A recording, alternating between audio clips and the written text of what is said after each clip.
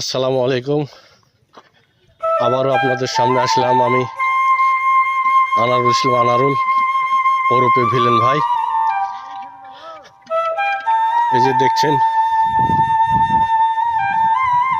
টমাটোলের গাছ, টমাটোলের ভেয়ে আমাদের গ্রামের ছেলেপিলেরা ঘাস কাটছেন। এই যে দেখতে পাচ্ছেন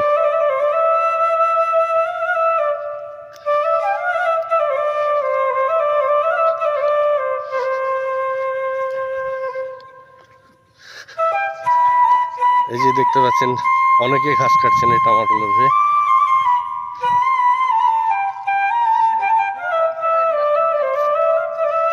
এই যে দেখছেন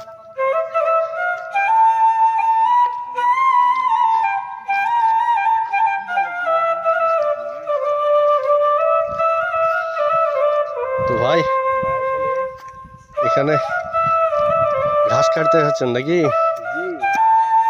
ঘাস এই টমেটোর জমিতে এত ঘাস থাকলে টমেটো হবে? এই জমিটা কার? জমিটা আছে ইলিয়াসের। ইলিয়াসের? আচ্ছা, এই জমির দায়িত্বে কে আছে? ওনার বেটা আছে, ওনার ছেলে আছে, ইলিয়াসের বেটা ইমন। ইমন? তুই ভুই পরিষ্কার করছে না কেন, কি ব্যাপার?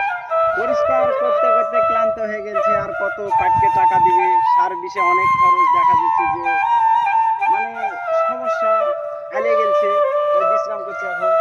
ঠিক আছে, কিন্তু এটা তো টমেটোর ভুই, টমেটোর ভুই তো পরিষ্কার রাখতে হবে, নাহলে তো টমেটো হবে না। হ্যাঁ, সে তো অবশ্যই পোকার আক্রমণ বেশি হবে।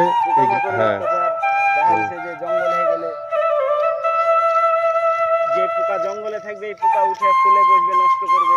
হ্যাঁ, তাতে তো ক্ষতি করবে সবজির, তাই না? টমেটোলের লাভবান হতে পারবে না। আচ্ছা, তাহলে ভালোই আছেন ভাই নাকি? জি আলহামদুলিল্লাহ, অনেক ভালো। যাক, আমার এক ভাইয়ের কাছ থেকে কথা বললাম, আমার আর এক ভাগিনার কাছে আমি আসলাম। ভাগিনা কেমন আছো? ভালো আছি মা। যাক, আলহামদুলিল্লাহ। তো ভাগিনা, জীবনযাপন কেমন চলছে?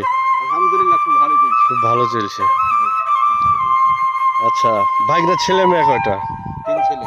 3 ছেলে? মেয়ে নাই? আহ, আমার ভাগিনার 3টে ছেলে, মেয়ে নাই। তো যাই হোক, হওয়ার সম্ভাবনা আছে মেয়ে? না, আল্লাহ দিলে যা। আল্লাহ হ্যাঁ, দেওয়ার চেষ্টা না, আমার নিজেও নেওয়ার কোনো সম্ভাবনা নেই। আচ্ছা হওয়ার কোনো সম্ভাবনা নেই।